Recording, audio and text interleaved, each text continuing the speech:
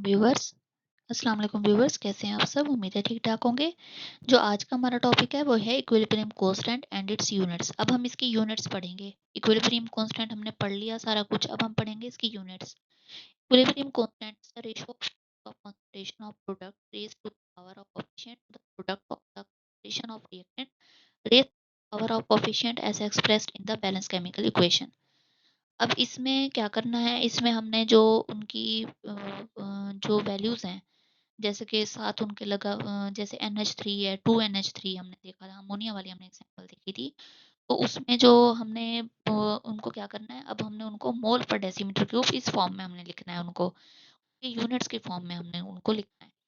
और जिसकी पावर जिसके साथ हम 2 लगा सकते हैं, जैसे 2NH3 है, तो उसके ऊपर हम 2 लगा देंगे, लेकिन अंदर हम NH3 नहीं लिखेंगे, अंदर हम उसके यूनिट लिखेंगे, मोल पर डेसीमीटर क्यूब। तो इस तरीके से हमने जो है यहाँ से यूनिट्स निकालने हैं। यही उन्होंने बताया हुआ है कि C is equal to product of concentration of products raised to the power of coefficient, और यही रिएक्टेंट्स के लिए है। It is conventional to write the product at numerator and reactant as denominator by the knowing the balance chemical equation for reversible reaction we can write the equilibrium equation। अब आपको ये तो है कि जो प्रोडक्ट्स हैं वो हमेशा न्यूमिनेटर तौर पे ऊपर लिखे जाते हैं और डिनोमिनेटर के तौर पे रिएक्टेंट्स लिखे जाते हैं।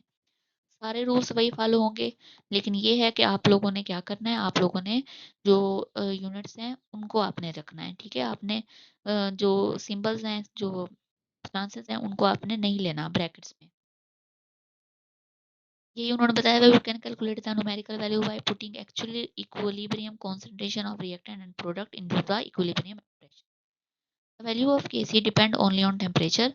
जो Kc है, इक्विलिब्रियम कांस्टेंट है, वो सिर्फ टेम्परेचर पे डिपेंड करता है। It does not depend on the initial concentration of reactant and product. Products जो भी कंसंट्रेशन होगी, रिएक्टेंट्स की जो कंसंट्रेशन होगी, वो उस पर डिपेंड नहीं करेगा, वो सिर्फ टेम्परेचर पे डिपेंड करेगा। ये कुछ प्रॉब्लम्स आप लोगों को बताए जा रहे हैं। Kc has no units in reaction with equal number of moles on the both sides। बाज़ औक़ात ये होता है कि कोई यूनिट्स उसके नहीं निकलते। जब हम यूनिट्स निकालना चाहते हैं तो यूनिट्स नहीं निकलते। क्यों नहीं निकलते? क्योंकि दोनों साइड पे इक्वल हो जाते हैं, नंबर ऑफ प्रोडक्ट्स भी, रिएक्टेंट भी, उनकी मतलब जो यूनिट्स हैं उनका इक्वल रिजल्ट निकल आता है, और वो क्या होता है, वो ज़ीरो के फॉर्म में आ जाता है। जैसे कि अब आपको बताते हैं, H2I2 2HI। ठीक है, अब आपने क्या लिखना है, आप पहले इसको इस तरह लिख लें अपनी आसानी के लिए कि आप कोई यूनिट ना गलत डाल दें।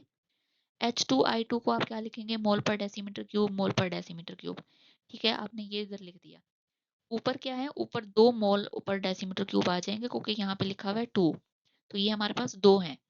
एक इससे कट गया, एक इससे कट गया, 0 बचा, तो इस मीन्स के इसके अंदर यूनिट्स नहीं है।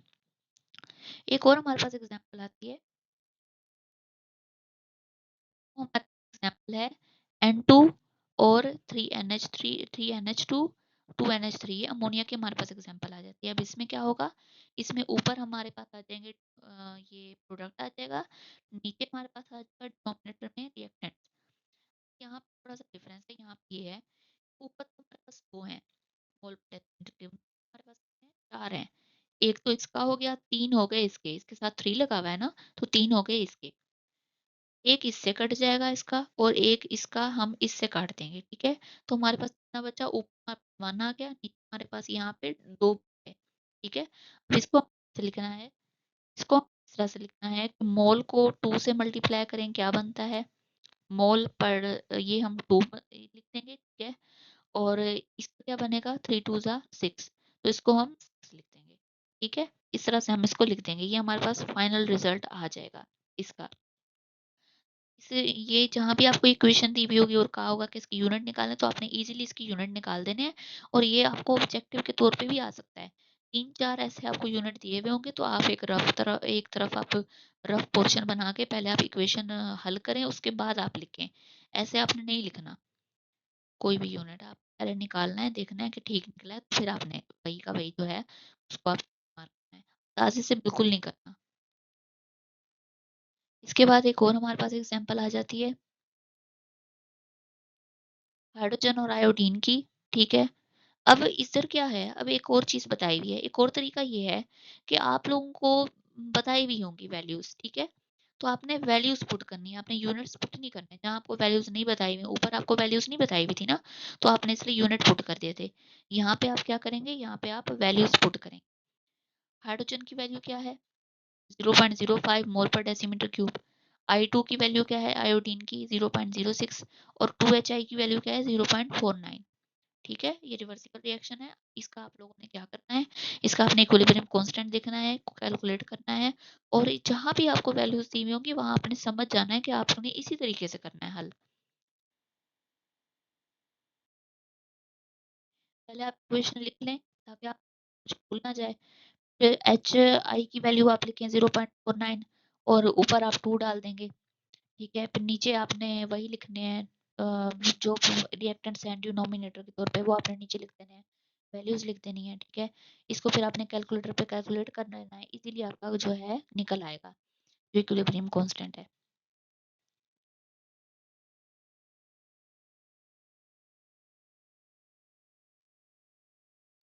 अब एक और आपको उन्होंने एग्जांपल दे दी है नाइट्रोजन की, यहाँ की। ठीक है, अब इसको आपने कैसे कैलकुलेट करना है, इसको भी आपने वैसे ही कैलकुलेट करना है। इक्विलिब्रियम कंसिडरेशन आपने लिखनी है।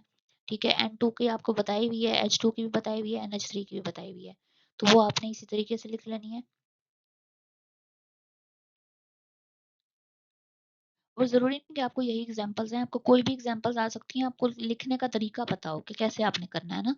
तो ये आपको जैसे तरीका यहाँ बताया हुआ है, ठीक है, तो आपने इसको इस तरीके से लिख देना है, 0.286 मोल टू डेसीमीटर 6।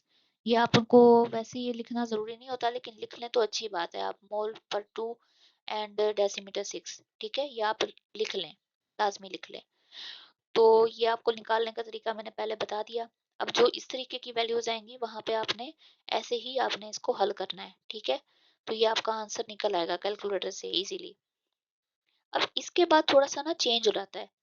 एक और एग्जांपल आई है, वो थोड़ी सी चेंज है। For a reaction between phosphorus chloride and Cl2 to form PCl5, the equilibrium constant is 0.13।